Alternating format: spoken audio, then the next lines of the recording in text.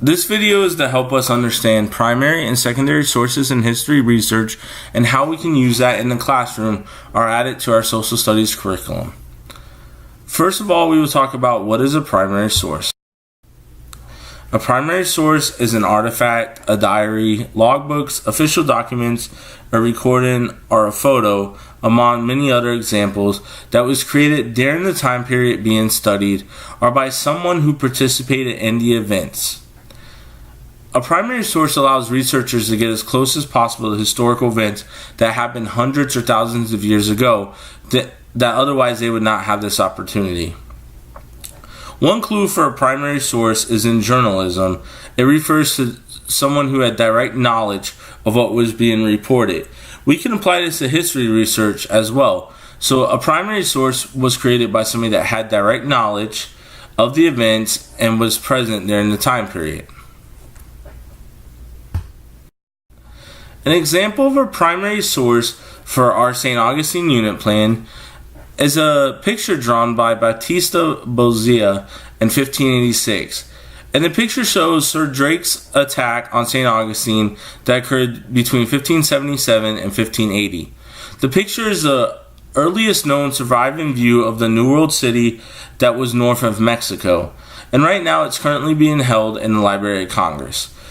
A lot of primary sources will be found in the Library of Congress and museums or other institutions that help catalog history and preserve artifacts. What is a secondary source? A secondary source can be a textbook, a reference book, articles and journals created by institutions or museums, or books. Some children's books can be considered a secondary source. They help interpret or analyze an historical event or phenomenon. They are usually at least one step removed from the event. So they are written by somebody who wasn't there during the time period or at the actual event. One example that we found for our St. Augustine unit plan was a book called Fort Mose, and the story of the man who built the first free black settlement in colonial America. The author was not present during Fort Mose's founding, but through her research she was able to create a historical picture book telling the story of Fort Mose. One really interesting aspect of this secondary source is it tells the unique story of African Americans in colonial America.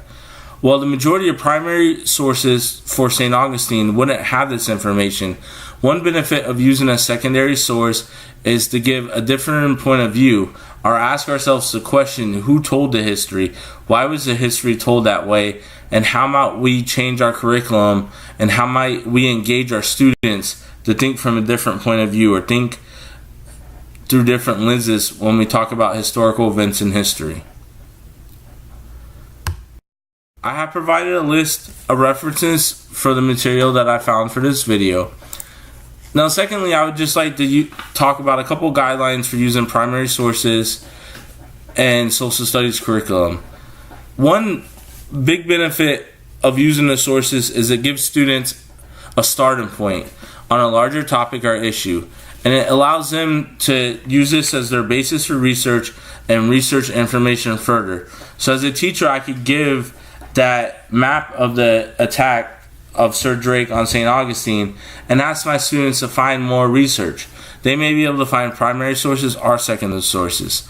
Secondly, when we use different sources in history other than our textbook, we need to realize that students are going to question the validity of the information present and ask questions that we may not know the answer to, and we may have to find the answer. But this is important for students' critical thinking skills.